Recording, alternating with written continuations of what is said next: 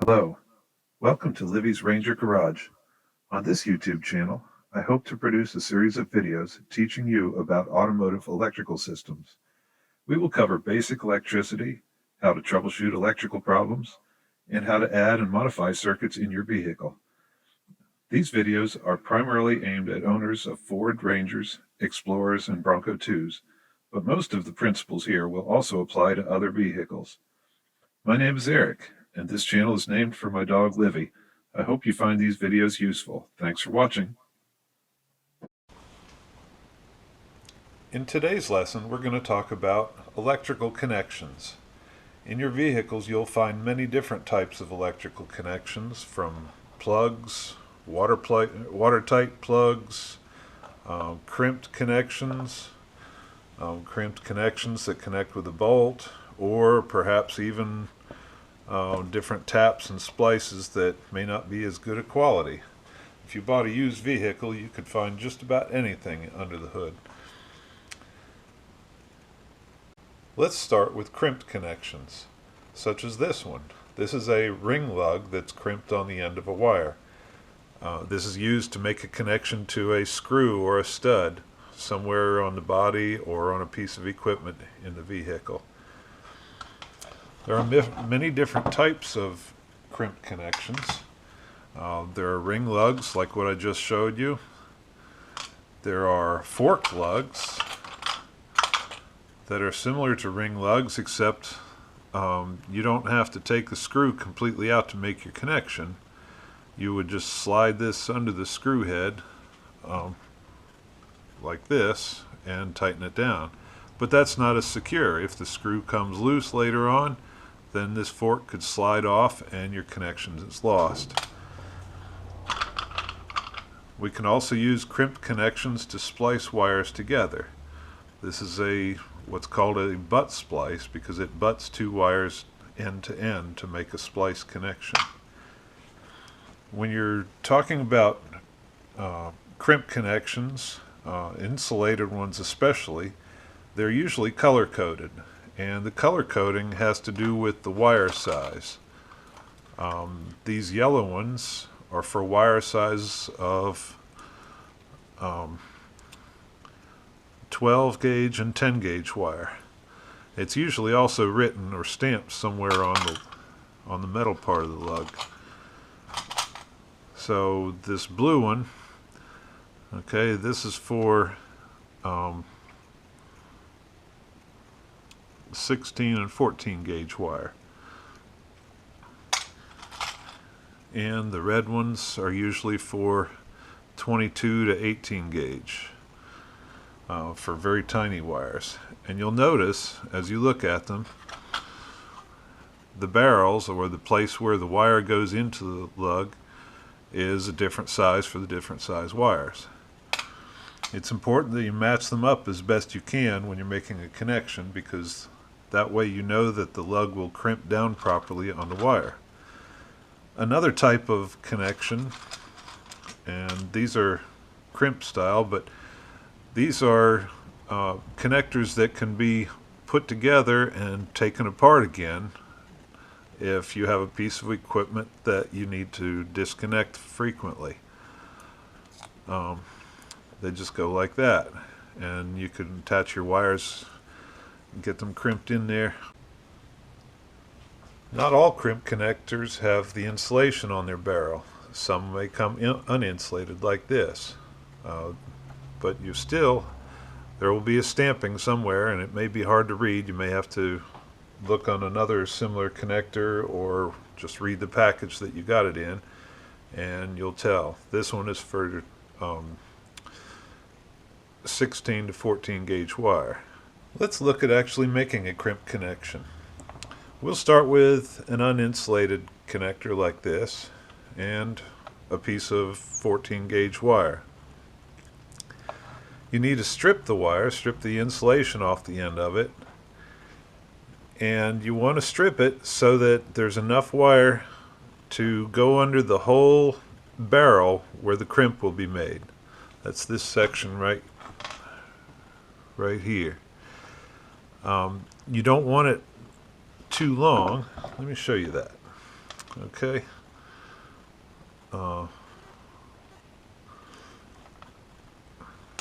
We strip it like that. And after you strip your wire, before you make your connection, it's good to twist the strands together so that they stay together when you put it in. If you strip too much, like I just did, then your wire will stick out way out here where it will interfere with your connection with the screw or stud. So you always want to just strip just enough so that there's just wire under the barrel. Let me trim some of that off and see how we do here. I might just have to cut it all off and start over again. This last part of the lug right here, that clamps around the insulation, and that just helps make a better mechanical connection to the wire so that it doesn't pull out as easy. So let's see what we've got here. That's good. That's good right there. You can see the wire is just barely sticking past the barrel, so that you know you've got the wire the whole way in there. And I can see a little bit of wire on this end of the barrel, so I know I haven't put insulation under the barrel where the crimp will be. If there's insulation under there, you're not going to get a good connection. The next thing is to get your crimper and make the crimp. Now this is an uninsulated connector, so we will use the non-insulated section on our crimping tool.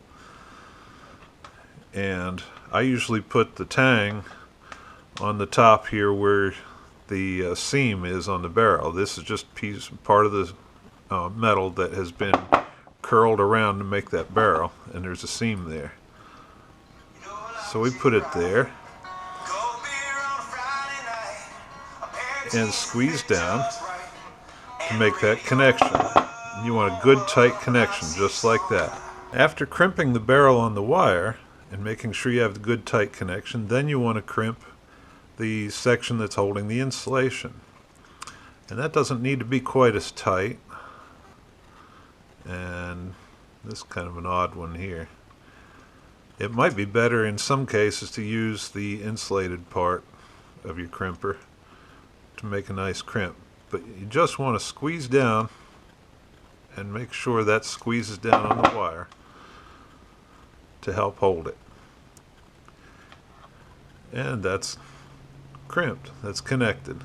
That didn't turn out very pretty. I'm not used to using this particular style of lug. But that, I'm pulling pretty hard, and that is not going to come off. That's a good tight connection. So that's what you want. At that point, you would insulate this if you need to. On a ground wire, often you don't need to insulate it. If this was going to be a 12-volt positive wire, you would want it insulated as much as possible so that it can't touch something else and short out. But you could do that with electrical tape or with heat shrink.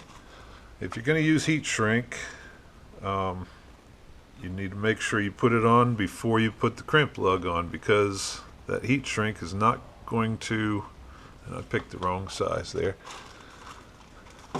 that heat shrink is not going to go over the big part of your lug unless you pick the wrong size heat shrink that's too big. But if you get the right size, you see it fits very nicely, and that's a fairly good fit. I probably could have used the next size up, but that would shrink down nicely and insulate our connection. If you notice on the insulated lugs, part of the insulation is bigger. It's a larger diameter than the other. The smaller diameter area right here, that's where the barrel is that's going to connect on the wire, or connect to the wire. And this section here, the larger diameter, will just crimp down on the insulation for the mechanical bond. So you can see this blue one's the same way. It's a little different style, it's a different brand, but you can see the smaller diameter on the barrel and then the larger diameter. That also gives you a clue on how much wire to strip. So we would want to strip it right about there. And this is smaller. This is 18 gauge wire. So let's see how I did there. I got a little, don't know how that happened. Got a couple little, oh, the wire is actually pulling out. Okay, ignore that. Now you can lay that up there and see that that should be the right length. Now this lug also has, if you look down in here, it has a little tang sticking up that should stop your wire from coming too far. But you want just that amount of wire stripped. That way the back part of the lug is crimping on the insulation, and it makes sure everything's insulated back there past the lug. Now, I don't know if you can see it down in there, but I can just barely see the copper wire. It's right up against that tang. And hold it there, and then pick the right size of crimp. You'll notice that for red and blue connectors, we'll use this area here for anything from 22 to 14 gauge wire, insulated lugs. And for the 12 to 10, the yellow ones, you use the large area. So we'll center that. And again, squeeze it down until your tool is completely closed, so that you know you got a good tight crimp. And then do the same thing on the insulated section. And that's a good crimp. There you go. It's holding the wire. I pull on it and tested it, and it's good. And something like that would be used, maybe to connect to a tang on a battery like this, and you would want to choose a better size. There's different widths of these. Here is, you can see there's a narrow one there, and that would be a better size for this connection. Or you might use that for a connection on something like this, on a rocker switch, a light switch of some sort, and you'll see it slides right on there, and there's our connection. Or you might like these more modern switches. Here's a nice rocker switch like you might use on fog lights, and you can see that's a perfect size. We've got a good connection there. Let's talk a little bit more briefly about insulation. When you make a connection and you need to keep it insulated so it doesn't short out to other wires or short out to ground, one of the easiest things is to use electrical tape. Now, I prefer a good quality electrical tape. This stuff here, this is by Scotch, and it's called Super 33 Plus. This is probably $3 or $4 a roll, but it's good tape. I've used this industrially for years and years and years. And you just want to put several layers on just to make sure you cover everything with at least 2 layers. You really don't need more than 2 layers. 2 layers of Super 33 is good to insulate up to 600 volts. And we're just on a 12 volt system. But a few extra layers also helps against chafing and anything that would rub through when you have vibrations like in a vehicle. So 3 or 4 layers would be better. And that would be it. Just make sure everything that needs to be covered is covered, and don't cover the part where you're going to make connection with the stud or bolt. My favorite way to insulate, if I'm in a place where I can do it, such as at home in my shop, is to use heat shrink tubing. This is insulated tubing made of a material that when you heat it, it shrinks. Typically, most of the common heat shrink you find will go down to about 1/3 of its original size. So you would cut a piece off that covers the area you need, plus maybe just a little bit extra back here on the wire. And like I said before, when you're crimping a lug on your wire, you need to put the heat shrink on before you put the lug on, because it will not go over that. So we're just going to pretend, since I've got a short piece of wire for demonstration, we'll pretend that I did that. And bring it down here and make sure it covers everything you want covered. And the most common way to shrink this is with a heat gun. You can use a candle. Sometimes on small pieces you might be able to do it with a match, or you might be able to use a soldering iron just to create some heat. But a heat gun is a good way to do it. And this is going to make a little noise. I'll try to edit that out later.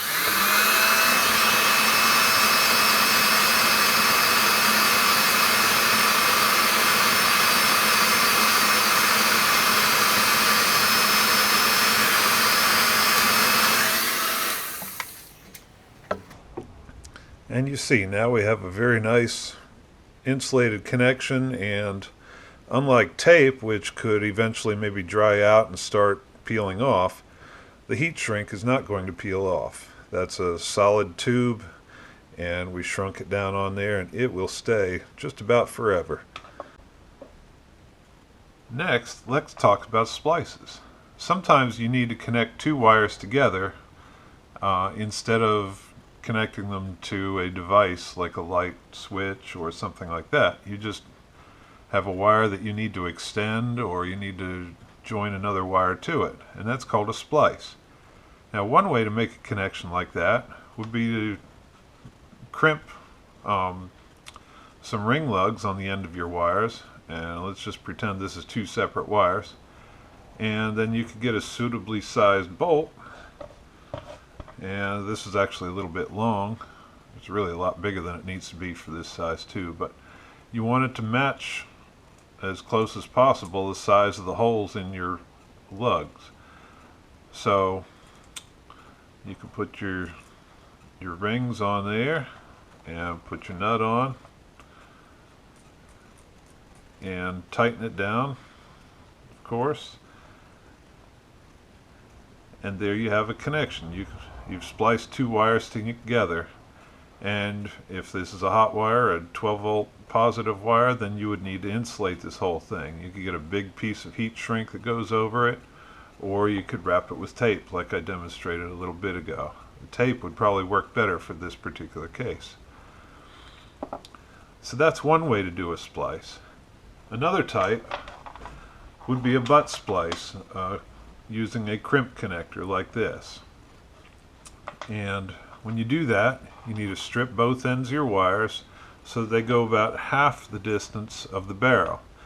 It's a little bit hard to see on this one, but just like on the the ring terminals, there's a larger diameter part of the insulation on each end for the insulation, and then the barrel itself in the center.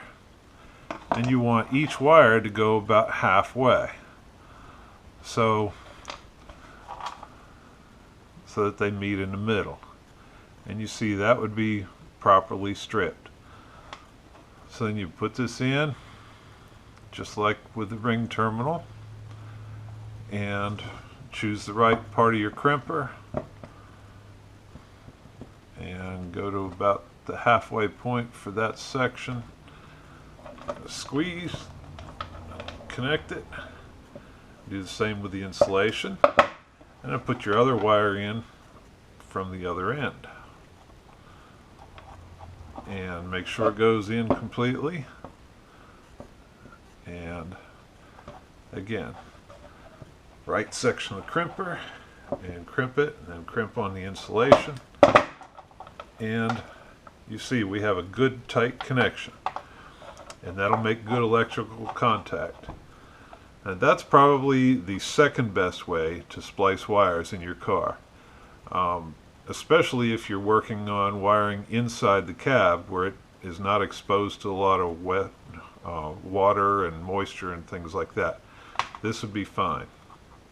Out under the hood, or if you want to ensure a much better connection long term electrically, then you would want to do a solder splice, and I'll show you that next.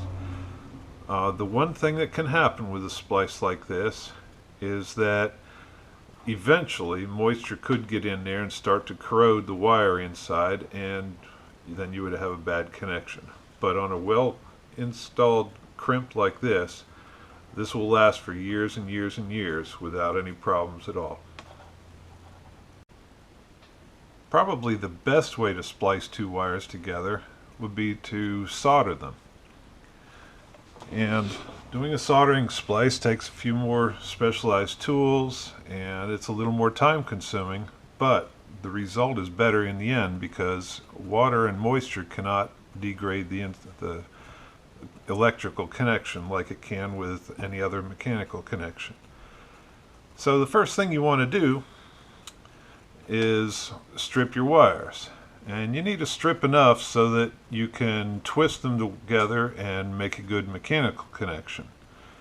And I think for this size wire, this is going to work pretty good. Well, like I mentioned before, this is one of those times when you want to make sure you put your heat shrink on before you make the connection. So slide it over the end of the wire and just slide it back out of the way where it won't be subject to heat from the soldering process. Now I didn't twist these wires together yet. You know, earlier when we were making crimp connections, I would strip it and just give the wires some twist to keep the strands together. But when you're doing a splice like this, you want to twist the wires from both ends together and make sort of a mechanical connection to help hold it before you solder. And I used to do this a different way, but recently I saw someone on the internet just leave it like this. One thing I should mention before I get ready to actually make this connection is you'll need a soldering iron or a soldering gun. I'm going to use a soldering gun like this one. This is pretty old, but you need something that puts out a good bit of power. Soldering irons and soldering guns put out different power levels, and especially if you're doing a connection with bigger wires, you need to be able to put a lot of heat to it. So I'm going to use this. This one's rated for 100 or 140 watts depending how far I pull the trigger. Another common thing would be a soldering iron like this one, and this one is rated for 40 watts, and this would be just barely adequate maybe for the size connection I'm making now. For smaller wires it may work. It would be better if I had a wider tip, and don't touch this if it's plugged in, by the way. That's hot. That's the hot part. A wider tip would transfer the heat to the wires better, but you need, I would say 40 watts is probably a minimum size or minimum power rating for splicing wires like this. Now the next thing we're going to do to make this connection is we're going to, did I mention the wires need to be stripped the same length, and you need a pretty decent amount of length. You'll see that now. We want to kind of mesh these together and then get it till the ends of the wires are about to where the insulation starts, and then we need to twist them and twist both ends, and you want to do it about like that. And what that does is that helps make a mechanical connection before we even solder the wires together. Soldering is just the act of melting a sacrificial, or not really a sacrificial, but another type of conductive metal with a low melting point, and it flows into all the little nooks and crannies and sticks to the copper wire and makes our connection. Now, to make this a little more convenient to do and for you to watch, I'm going to clamp this wire up in here to hold it. And you don't want any little tips or points of wire sticking out because they would poke through your heat shrink or your tape later on and possibly cause a problem. Next, you need some solder, and you want rosin core solder like this.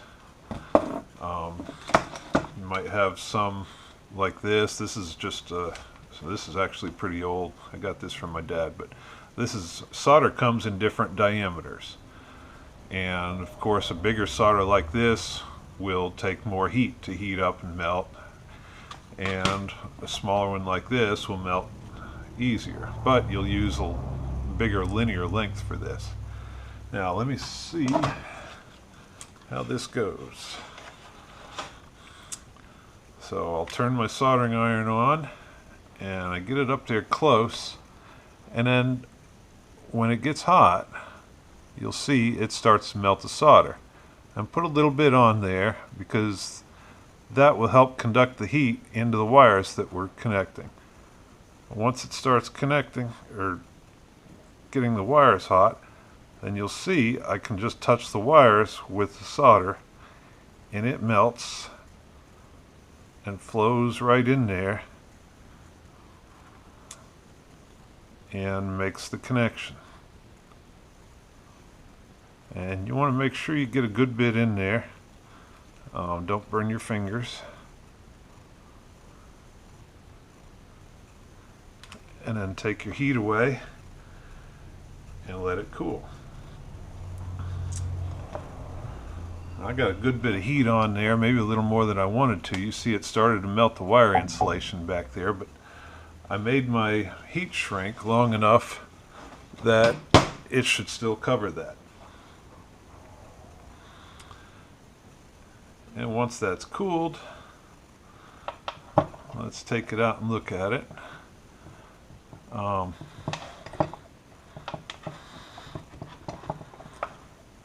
You can see it looks like I could actually use a little more solder on that. I really got enough there that it would hold, and the connection, and you see it cools off fairly quick. It's still a little bit warm, but I can put a little bit more on real quick, and we'll get some more solder ready.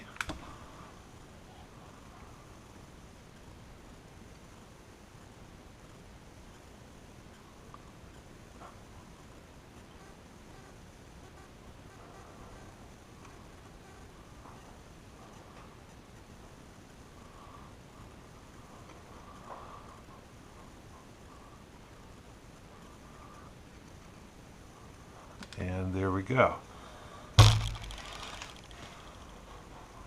When you make a solder connection, you want to make sure you don't wiggle it in the first few seconds after you have the heat on it, or take the heat away, because it takes a second or two for the solder to cool down and solidify and make the connection. Now the next thing we'll do is I'll just move this back here a little bit, and once that's cool enough, let me get it centered, then we'll move our heat shrink up into position. And we want the heat shrink to be centered, okay, so that it bridges over to the insulation on both sides. And then we get our heat gun again.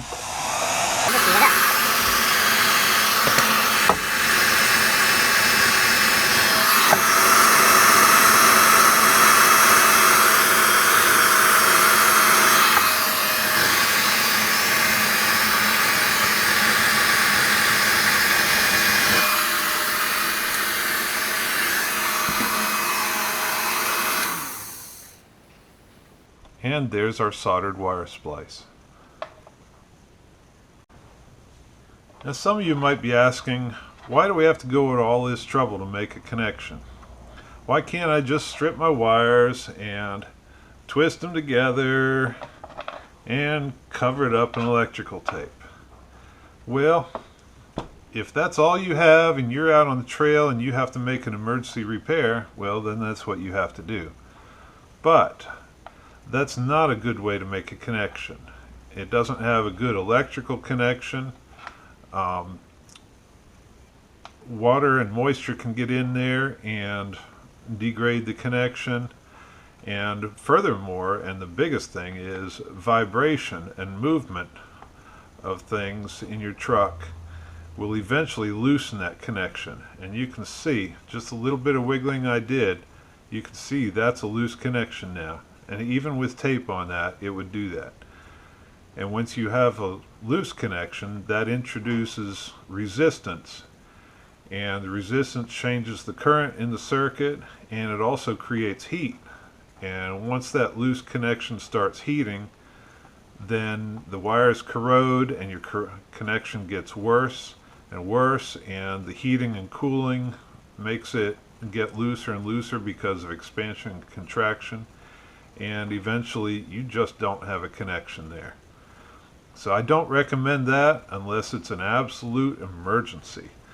There are better ways to make emergency repairs, and one that is slightly better than that is to use wire nuts. And I'm sure some of you are thinking, gee Eric, why didn't you talk about wire nuts? Well, okay, we'll talk about wire nuts. Wire nuts basically do the same thing as what I just did. They twist the wires together and use a spring inside the wire nut to actually try to hold the wires together. And in household wiring, that's a very common thing, and it works well in household wiring, where there's very little movement and very little vibration. So I do keep a few of these in my toolbox for emergencies out on the trail, but I would try not to use them. I also keep a small variety of crimp connections in my toolbox, and I like those better if I can at all use them. But a wire nut, you would strip your wires to the same length, make sure it's going to be covered, and by the insulated part of the wire nut you see the spring down in there that I talked about. Put the ends together and twist them so that you know that your wires, both wires, are going the same direction or same depth into the wire nut. You don't want them connected like this to where one is going further in and the other's just barely connecting. Make them both the same length, give it a little pre-twist, and put the appropriate size wire nut on and twist it good until you know it's good and tight. And I would take that and wrap that in electrical tape to help hold it mechanically, and also to try to keep dirt and water out of the connection as long as possible. But as soon as you get back to home, to civilization, to your own shop where you've got the proper tools and you can do a connection, take that apart and make a better splice. Because over time, just like I showed you before, this will loosen up with vibration and moisture and corrosion, and eventually it will be a bad connection. And wire nuts come in different sizes for different size wire combinations. You want to pick the one that's closest and best rated for the size wires you're connecting. I just happen to know from experience that yellow is good for connecting two 14 gauge wires together. This orange one would be the next smaller one, and it's actually too small for the amount of wire that was in that connection. Another type of connector that we have that is available, and I don't really recommend, is something like these. I'm sure you've seen these before. In fact, in my opening shot here, this came from a wiring harness from a truck that donated its engine and body to other projects for different people. But this was actually in somebody's engine bay. And we'll open that up at some point here in a few minutes and take a look and see what's in under all that tape. But those connectors, the way these work is this metal piece, you see it has, oh, I should have pulled that out, but you see these little slots in here. There we go. And in these little slots, the way they are down in the connector, okay, you'll put your wires in here, and then you squeeze this with a pair of pliers. And that metal piece cuts through the insulation of the wire and contacts the wires inside. So it displaces the insulation so that it can get to the conductors and contact them to make the connection. I'll show you that. We have two pieces of wire here, and they're the right size wire for these connectors. And these particular connectors that I posed, they are picked up, and they come in different connections, but these are made for tapping in on the middle of a wire, so you don't have to cut it and splice it somewhere. So pretend this is a long wire somewhere going from, who knows, from your fuse panel to the radio, and you need another tap on that. Well, you would stick that in there, and so that it's in that center hole, and then the wire that you want to join onto it would go in right here. And there's a stopper, so it won't go the whole way through. It can't go the whole way through. So at that point, you hold these together, make sure everything's in there, and then you take a pair of pliers and you squeeze that until that connector goes in. And you see how that's flush there now, and you can see part of it right there in that hole. And then you would just take this cover and make sure it snaps on there, and you see that it's latched. You can see the two sides of it hooked, and that's what keeps it connected. At that point, we supposedly have made a connection here, and you can pull on it. It doesn't pull out, and they do work. There are different sizes of them for different size wires, so make sure you're using the right one. This one, you can, I don't know if you can see it or not, but it's stamped 18 to 14 gauge right there, and that's the wire size range for these blue connectors. Now you can see that's not very well sealed. You can get to it, moisture and dirt can get in there, and it can eventually degrade the connection that way. But the other thing that goes wrong is that where that metal piece is pinching the wires, if the strands of wire are very fine, it can end up cutting them, or if the wire is too small or doesn't get squashed in there quite perfectly, it might not make a good connection, or it may loosen up after a while. Now let's see what this looks like once we take it apart. And these aren't terribly easy to get apart. If I can do it here without hurting myself, we'll be in good shape. And this is pretty well not usable anymore, but I wanted to show you what this looks like in here.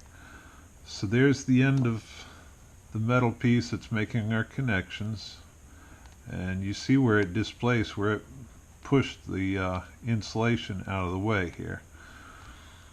So it's supposedly clamped around the wires inside, or the conductors inside both of these wires. And then if I pull this out, you can see where the conductors are exposed on both sides, where that little metal piece made contact.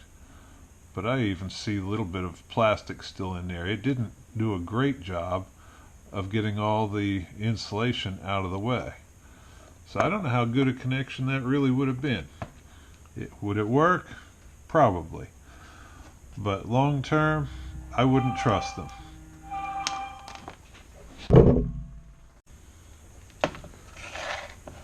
Another type of crimp connector has a little more security and a little more uniformity with its connections.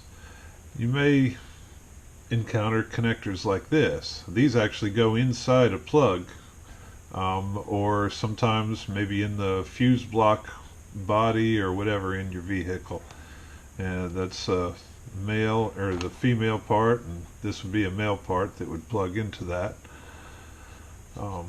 like that. Well, there you go. And you notice that the barrel is not formed round here on the base, or on this connector. It's still open. So this takes a different type of crimper. When you start getting into specialized connectors like this, and here's the female, you notice the same thing, the barrel's not closed. You can get into specialized connectors like this, the weather packs and Metri packs, and I forget some of the other names. I forget the name of this particular style. So they take a different crimper, and this would be a crimper for these. Notice it has different sizes for the different size connections, and they're all labeled. And then this is also, this particular crimper is made so that you always get a uniform crimp. It ratchets, and as you close it down, it won't open up again until you get it closed to the proper amount, and then it releases the ratchet and allows it open. But the connections are made just the same as what we did before. We can take this piece of wire here and we'll look and see how much we want exposed, and we'll strip it. I'm back to my 14 gauge wire again. And alright, so we strip the wire like before, and make sure we strip the proper amount, and that looks pretty good. Twist the conductors together so they stay nice while we're doing this process, and then we're going to lay it in there. We're going to choose the proper jaw, 14 to 16 gauge. This is 14 gauge wire and a 14 gauge connector, and we put it in the jaws and make sure it's centered properly, and then we squeeze down until it's the whole way and releases. And there you see, perfect crimp. We're crimped on the wires very nicely. The insulation goes right up to the smaller connector. We're crimped on the insulation to hold it good for a mechanical connection, and there it is. And that's how you do some of these more specialized ones. And these tools, while they're more expensive than a simple crimper like I showed you earlier, you can get them on eBay and on the internet for pretty reasonable price compared to some of the more professional tools. Now you also find in your vehicles a lot of connectors and connections that are plugged into each other. Okay, you've got a plug like this, which might plug to a device, or another cable assembly may have the mating plug to go to this. Here's another one. This has 4 different connectors in it, and just a different style. You see these parts here on the side are for locking the 2 halves of the connector together so it doesn't come apart under vibration. Oh, what else? Oh, here's a bigger one with a different style of pins. Sorry about the cobweb in there. And you'll see these all over. And these are repairable. You have to do a little bit of research on the internet and find out exactly what kind of connector it is, and you can usually buy pins, male or female pins, to rebuild these if you have to take it apart and put other wires in or use it for something else. Some more simple ones would look like this. I'm sure you've seen this. Now this doesn't have all the weatherproof seals on it like that other one. This would be more suitable for wiring inside the cab of your truck. You can use these outside, but just think, if you go through deep water, you're going to get water in the connector, and it can make the connection start to corrode and degrade that way, or it can actually short out while it's wet. if that happens, usually once it dries out it'll be fine again. But you would want to take it apart and clean it later on and make sure it's dry and clean. But connectors like that you can buy. Here's a 2-position, the male and the female halves of it. And you can buy these shells, and you can buy the male and female pins to make your connections with these if you want to make your own custom plugs. You would take this, here's the female connector, and just like before, we would strip the wire, and I think this will be alright for this size.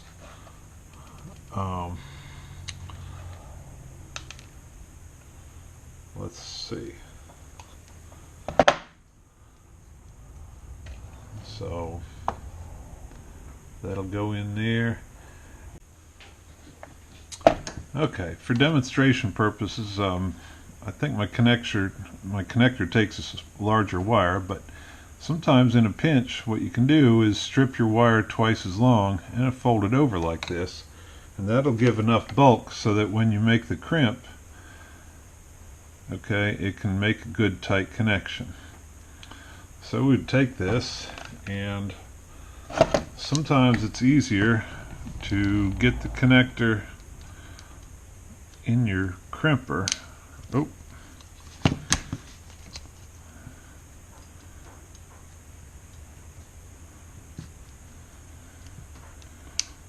There we go. And then put your wire in and make sure you have it in the right spot, and then make your crimp. And there we go.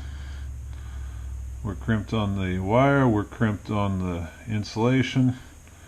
It doesn't look pretty. I could have positioned that a little bit better, but that would work. And then this would go into the back of your connector here. It has little barbs that hold it in,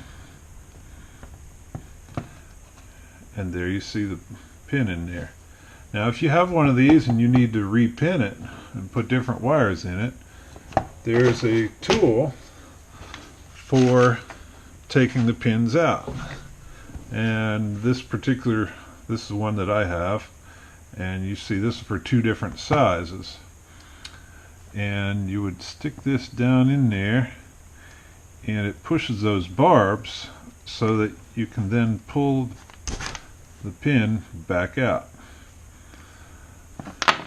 And then you can cut this off or get your new wire with your new pin on it and prepare it and snap it right in. Alright, so let's look at a couple of ground connections on our truck and talk about making good electrical ground connections. You can see right here the place where I made a connection. I needed a ground wire, and I used that screw and made sure I had a good connection. There's my crimp lug.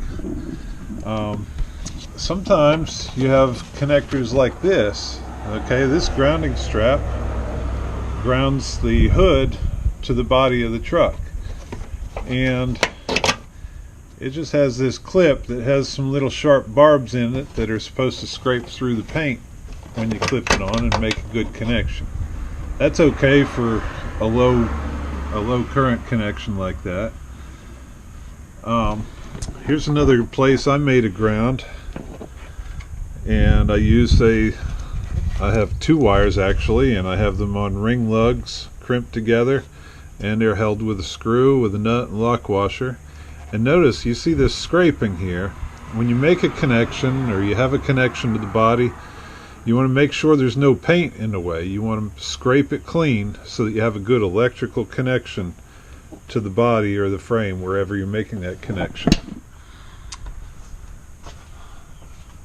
You can see here's a plug. I believe that's the EGR valve. So we have a plug. Here's another one for the throttle position sensor. We have all kinds of connectors here on the starter relay. If you look up under here, and I don't know how well this will turn out, I don't have a good light here, but there's a ground connection right here on the radiator support, and it had crimped lugs. I believe this is no, here's the original wire, and it comes right over here to the battery negative terminal.